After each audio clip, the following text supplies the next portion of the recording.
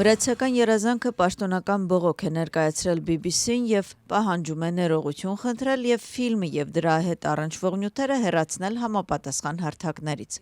Վերոնշյալի մասին ճեպազրույց անցկացնելիս հայտարարել է Վրաստանի խորհրդարանի նախագահ Շալվա Պապուաշվիլին։ Վրացական երազանքը պաշտոնական բողոք է ներկայացրել BBC-ին եւ պահանջում է ներողություն։ Եթե BBC-ն ինքը չուղի խախտումը, հաջորդ փուլը կլինի բողոքարկել բրիտանական հաղորդակցության վարչություն։ Եթե խախտումը այնտեղ էլ չվերացվի, ապա մենք հնարավորություն կունենանք դիմել Մեծ Բրիտանիայի դատարան։ Մենք կօգտագործենք բոլոր իրավական միջոցները Վրաստանի դեմ այս նողկալի արշավը բացահայտելու համար, այդ թվում մարդու իրավունքների եվրոպական դատարան դիմելու իրավունքը, ասել է Շալվա Պապուաշվիլին։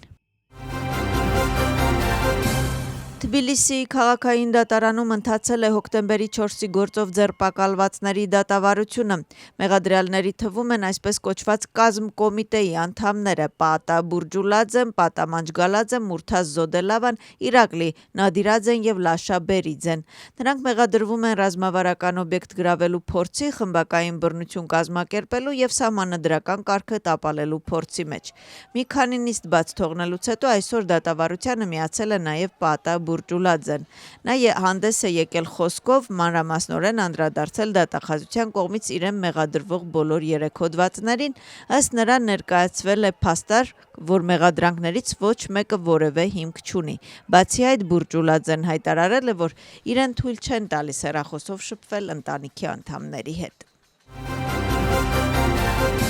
Պետական անվտանգության ծառայությունը հետաքննություն է սկսել դիվերսիայի եւ համակարգչային համակարգ մուտք գործելու փաստերի վերաբերյալ։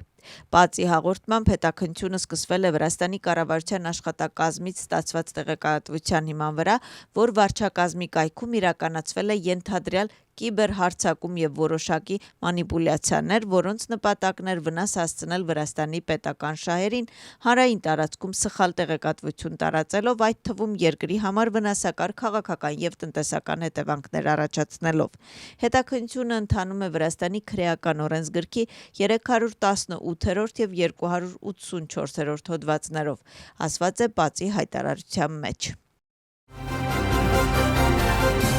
Ներքին գործերի նախարարության աշխատակիցները կողոպուտի կասկածանքով ձերբակալել են 2000 թվականին ծնված նախկինում դատապարտված անձի։ Հետաքննության պարզվել է, որ մեղադրյալը ընթացիկ տարվա հունվարի 14-ին Բաթումիում հարձակվել է սուպերմարկետներից մեկի վրա։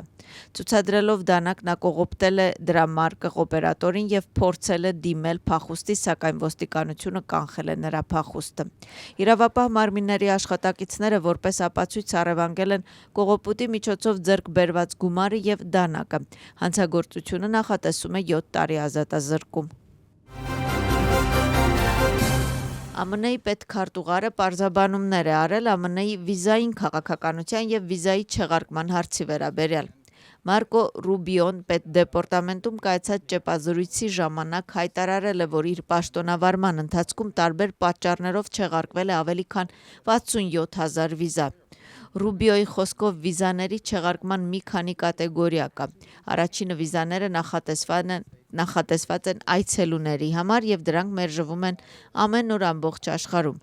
Մարկո Ռուբիոյի խոսքով պետդեպարտամենտը շարունակում է խիստ ստուգումներ անցկացնել ապահովելու համար, որ երկիր մուտք գործող անձիկ սպառնալիք չեն ներկայացնում երկրի կամ քաղաքացիների համար։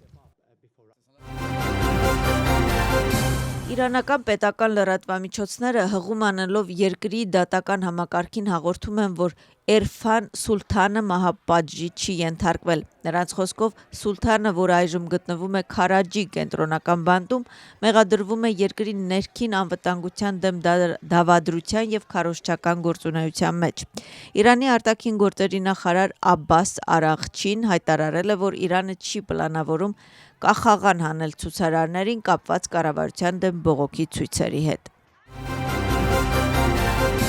Դանիայի եւ Գրենլանդիայի արտգործնախարարները հանդիպել են ԱՄՆ-ի փոխնախագահ Ջեյ Դի Վենսի եւ պետքարտուղար Մարկո Ռուբիոյի հետ։ Սպիտակ տանը կայացած հանդիպումից հետո Լարս Լոկե Ռասմուսենը հայտարարել է, որ իրեն նպատակն է գտնել Արկտիկայում անվտանգություն ապահովելու միջոցը Դանիայի արտաքին գործերի նախարարը ասել է, որ հանդիպումը անկեղծ, բայց կառուցողական է եղել, ինչպես բացատրել է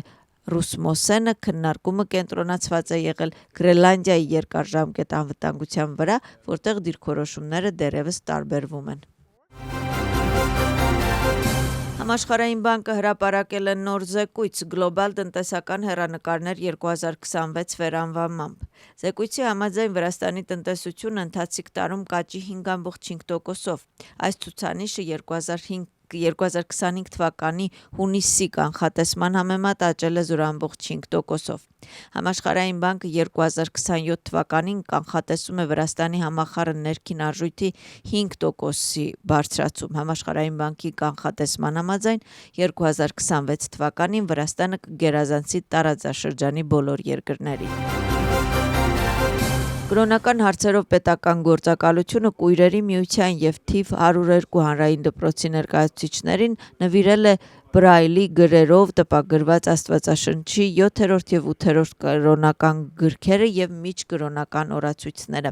Հանդիպմանը ներկա էին Վրաստանի Կույրերի միության և Թբիլիսիի տեսողությունից զուրկ և տեսողության խնդիրներ ունեցողների թիվ 102-րդ հանրային դպրոցի ներկայացուցիչներ, Վրաստանի խորհրդարանի մարդու իրավունքների պաշտպանության և քաղաքացիական ինտեգրման կոմիտեի նախագահ և կրոնական գործերի պետական գործակալության աշխատակիցներ։